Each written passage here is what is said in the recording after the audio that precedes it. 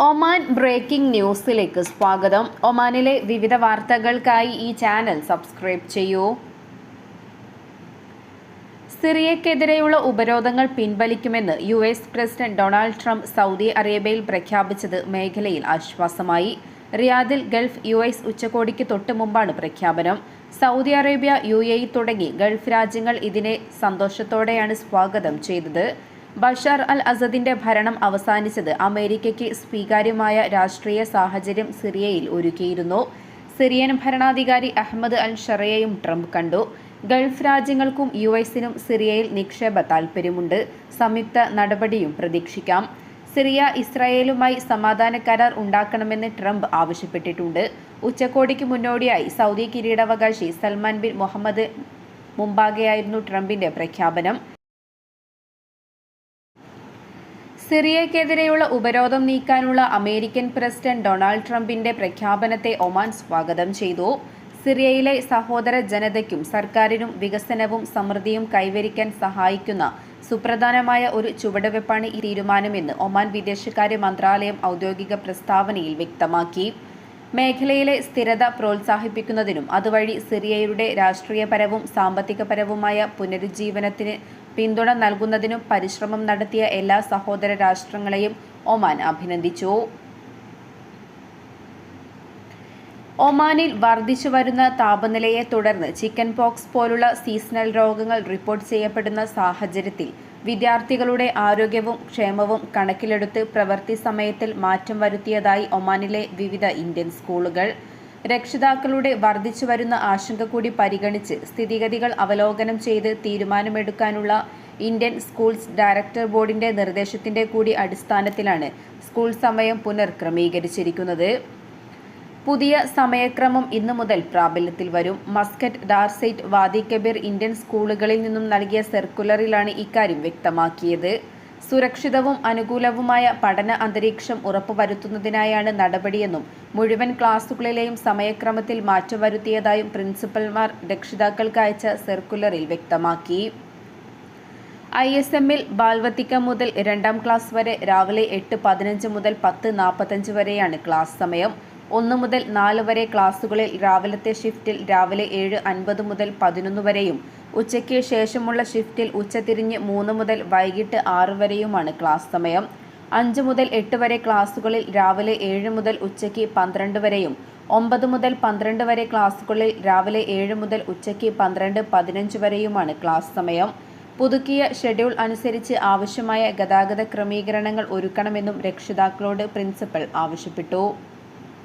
IST-ൽ ബാൽവത്തിക്ക മുതൽ 5ാം തരം വരെ രാവിലെ 7:45 ആരംഭിച്ച് 11 മണി വരെയും 6 മുതൽ 12 വരെ ക്ലാസുകളിൽ രാവിലെ 6:45 മുതൽ ഉച്ചയ്ക്ക് 12 മണി വരെയുമാകും സ്കൂൾ സമയം. ആഫ്റ്റർനൂൺ ഷിഫ്റ്റിൽ ഉച്ചതിരിഞ്ഞ് 3 മണി മുതൽ വൈകിട്ട് 6 മണി വരെയാകും ക്ലാസുകൾ. വേനലവധിക്കാലം ആരംഭിക്കുന്നതുവരെ പുതിയ സമയക്രമം തുടരുമെന്നും പ്രിൻസിപ്പൽ വ്യക്തമാക്കി. മസ്കറ്റ് ഗവർണറേറ്റിലെ പ്രധാന ട്രാഫിക് മേഖലയായ ബൂർജൽ സഹ്വ റൗണ്ട് അബൌട്ട് വിപുലീകരണത്തിന് താൽപ്പര്യം പ്രകടിപ്പിച്ച നിരവധി കമ്പനികൾ. അടിസ്ഥാന സൗകര്യ വികസന മേഖലയിലെ മുൻനിര കമ്പനികൾ ഉൾപ്പെടെ 11 സ്ഥാപനങ്ങൾ ബിഡ് സമർപ്പിച്ചതായി ഗതാഗത, ആശയവിനിമയ, വിവര സാങ്കേതിക മന്ത്രാലയം വ്യക്തമാക്കി. തലസ്ഥാന നഗരത്തിലെയും പരിസര പ്രദേശങ്ങളിലെയും വർദ്ധിച്ചുവരുന്ന ഗതാഗതക്കുരുക്ക് പരിഹരിക്കുന്നതിനായി മന്ത്രാലയം സമഗ്ര പദ്ധതികളാണ് നടപ്പിലാക്കുന്നത്. ബുർജൽ സഹ്വ റൗണ്ട് അബൌട്ടിന്റെ വിപുലീകരണവും നവംബർ 18 സ്ട്രീറ്റിന്റെയും അൽമൗജ് സ്ട്രീറ്റിന്റെയും വികസനവും ഇതിൽ പ്രധാനമാണ്. മസ്കറ്റിലെ ഗതാഗത വെല്ലുവിളികൾ ലഘൂകരിക്കുന്നതിന് ഫലപ്രദമായ പരിഹാരങ്ങൾ പര്യവേക്ഷണം ചെയ്യുന്നതിനായി ഒരു സമർപ്പിത സംഘത്തെ രൂപവൽക്കരിക്കുന്നത് ഉൾപ്പെടെയുള്ള പദ്ധതികൾ മുന്നോട്ടുവച്ചതായി മന്ത്രാലയം വ്യക്തമാക്കി. മസ്കറ്റിലെ ഏറ്റവും തിരക്കേറിയ ചില പ്രദേശങ്ങളിലെ കണക്ടിവിറ്റി വർദ്ധിപ്പിക്കാനും തിരക്ക് കുറയ്ക്കാനും ഈ പദ്ധതികൾ സഹായിക്കുമെന്നാണ് കരുതുന്നത്. അടിസ്ഥാന സൗകര്യ പദ്ധതികൾക്ക് പുറമെ എളുപ്പമായ ഗതാഗതത്തിന് അനുയോജ്യമായ പരിഹാരങ്ങൾ നടപ്പിലാക്കുന്നതിനായി ഗതാഗത, ആശയവിനിമയ, വിവര സാങ്കേതിക മന്ത്രാലയം മസ്കറ്റ് ഗവർണറുടെ ഓഫീസുമായി സഹകരിച്ച് പ്രവർത്തിക്കും. വയർലെസ് ഡിവൈസുകൾ അനധികൃതമായി കടത്താൻ ശ്രമിച്ച യമൻ പൗരനെ ഒമാൻ കസ്റ്റംസ് വിഭാഗം അറസ്റ്റ് ചെയ്തു. സർഫെയ്ത്ത് അതിർത്തിയിൽ നടത്തിയ പരിശോധനയിലാണ് 24 വയർലെസ് ഡിവൈസുകൾ കണ്ടെത്തിയത്. ഒളിപ്പിച്ച നിലയിലായിരുന്നു ഇവയെന്നും കസ്റ്റംസ് വ്യക്തമാക്കി. സംഭവത്തിൽ അധികൃതർ നിയമ നടപടികളും സ്വീകരിച്ചു. ഷബാബ് ഒമാൻ 2ന്റെ 7ാമത്തെ അന്താരാഷ്ട്ര യാത്രയിലെ ആദ്യ സ്വീകരണ കേന്ദ്രമായി ജിദ്ദ തുറമുഖം. ഒമാന്റെ സമുദ്ര പൈതൃക പാരമ്പര്യം, നാവിഗേഷനിലെ സംഭാവനകൾ, ഒമാനും മറ്റ് നാഗരികതകളും തമ്മിലുള്ള ബന്ധം ശക്തിപ്പെടുത്തുന്നതിൽ അതിന്റെ പങ്ക് എന്നിവ എടുത്തു കാണിക്കുന്ന ദൃശ്യ പ്രദർശനങ്ങളും നടന്നു. അടുത്ത ദിവസങ്ങളിൽ ഒമാന്റെ പല ഭാഗങ്ങളിലും താപനില ഉയരും. വടക്കൻ ഗവർണറേറ്റുകളിലായിരിക്കും ചൂട് വർദ്ധിക്കുന്നത്. സൂറിൽ ഇന്നലെ 42.2 ഡിഗ്രി സെൽഷ്യസും സമായിലിൽ 42 ഡിഗ്രി സെൽഷ്യസും രേഖപ്പെടുത്തി. ഹംറ, അൽദുറു, ജാലാൻ, ബനി ബു ഹസൻ, ഖസബ്, മുക്ഷിൻ, ഇബ്രി, അൽ അവാബി, മഹദ, ഇസ്കി, ഇബ്ര എന്നിവിടങ്ങളിലെല്ലാം കഴിഞ്ഞ 24 മണിക്കൂറിനിടെ ഉയർന്ന താപനില 40 ഡിഗ്രി സെൽഷ്യസിന് മുകളിലായിരുന്നു.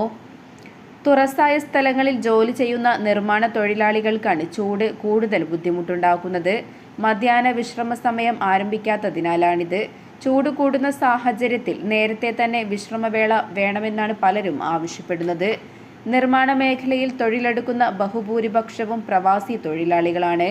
3 മാസത്തെ മധ്യാഹ്ന വിശ്രമ സമയം ജൂൺ 1 മുതലാണ് ആരംഭിക്കുക.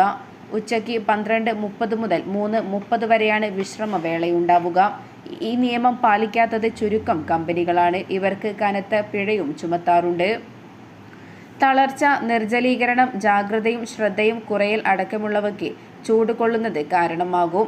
ചൂട് വർദ്ധിക്കുന്ന സമയത്ത് മുറിയിലെ താപനില പകൽ 32 ഡിഗ്രിയായും രാത്രി 24 ഡിഗ്രിയായും ക്രമീകരിക്കണം. ചെറിയ കുട്ടികൾക്കും വിട്ടുമാറാത്ത രോഗമുള്ള 60 കഴിഞ്ഞ മുതിർന്നവർക്കും ഇങ്ങനെ ചെയ്യൽ അനിവാര്യമാണ്. ഖരീഫ് സീസണിൽ ദോഫർ ഗവർണറേറ്റിൽ ഹോട്ടലുകളുടെയും ടൂറിസം സ്ഥാപനങ്ങളുടെയും സേവനങ്ങൾ ഉറപ്പുവരുത്താൻ പൈതൃക വിനോദസഞ്ചാര മന്ത്രാലയത്തിന്റെ നടപടി. താമസ കെട്ടിടങ്ങളുടെ ലഭ്യത ഉറപ്പാക്കുക, മന്ത്രാലയം മാനദണ്ഡങ്ങൾ ഉറപ്പുവരുത്തി പ്രവർത്തിക്കുന്നതിന് സ്ഥാപനങ്ങളെ പ്രേരിപ്പിക്കുക എന്നീ ലക്ഷ്യത്തിൽ മേഖലയിൽ പ്രവർത്തിക്കുന്ന സ്ഥാപനങ്ങളുടെ യോഗം മന്ത്രാലയം വിളിച്ചു ചേർത്തു. അൽ-ബലീദ് ആർക്കിയോളജിക്കൽ പാർക്കിൽ നടന്ന യോഗത്തോടനുബന്ധിച്ച് വർക്ക്ഷോപ്പും ഒരുക്കിയിരുന്നു. ഖരീഫ് കാലത്ത് അന്താരാഷ്ട്ര ആഭ്യന്തര സഞ്ചാരികൾക്ക് സൗകര്യങ്ങൾ ഉറപ്പുവരുത്തുമെന്നും മന്ത്രാലയം വ്യക്തമാക്കി. സന്ദർശകരുടെ വിഷയങ്ങൾ അറിയുന്നതിനും പരാതികൾ പരിഹരിക്കുന്നതിനും തജാവൂബ് പ്ലാറ്റ്ഫോം വഴി സൗകര്യമൊരുക്കിയിട്ടുണ്ട്. ടൂറിസം സംബന്ധിച്ച് ഏത് തരം അന്വേഷണങ്ങൾക്കും തജാവൂബ് ഉപയോഗപ്പെടുത്താവുന്നതാണ്. അതേസമയം ഖരീഫ് കാലത്ത് ദോഫാറിലെ ഹോട്ടലുകൾക്കും അപ്പാർട്ട്മെന്റുകൾക്കും ടൂറിസ്റ്റ് വില്ലകൾക്കും മറ്റും ഈടാക്കുന്ന അമിത വാടക നിയന്ത്രിക്കും. വിനോദസഞ്ചാര സീസണായതിനാൽ വലിയ തോതിൽ നിരക്ക് കുറയാനിടയില്ലെങ്കിലും നിയന്ത്രിത രൂപത്തിലായി ചെലവ് പരിമിതപ്പെടുത്താനാകുമെന്ന പ്രതീക്ഷയിൽ ഉണ്ട്. ഖരീഫ് കാലമായാൽ ഇവിടുത്തുകാരുടെ വരുമാന മാർഗങ്ങളിൽ പ്രധാനമാണ് സലാലയിലെത്തുന്ന സഞ്ചാരികൾക്ക് താമസ കെട്ടിടങ്ങൾ വാടകയ്ക്ക് നൽകൽ. മുൻ വർഷങ്ങളെ അപേക്ഷിച്ച് കഴിഞ്ഞ തവണ സഞ്ചാരികൾ വർദ്ധിച്ചതോടെ ഹോട്ടലുകൾക്കും താമസ കെട്ടിട ഉടമകൾക്കും ഇടനിലക്കാർക്കും കൊയ്ത്തുകാലമായിരുന്നു. അവധി ദിവസങ്ങളിൽ സലാലയിലെ ഇത്തരം ഇടങ്ങളെല്ലാം ഹൗസ്ഫുള്ളാകുന്നതായിരുന്നു കാഴ്ച.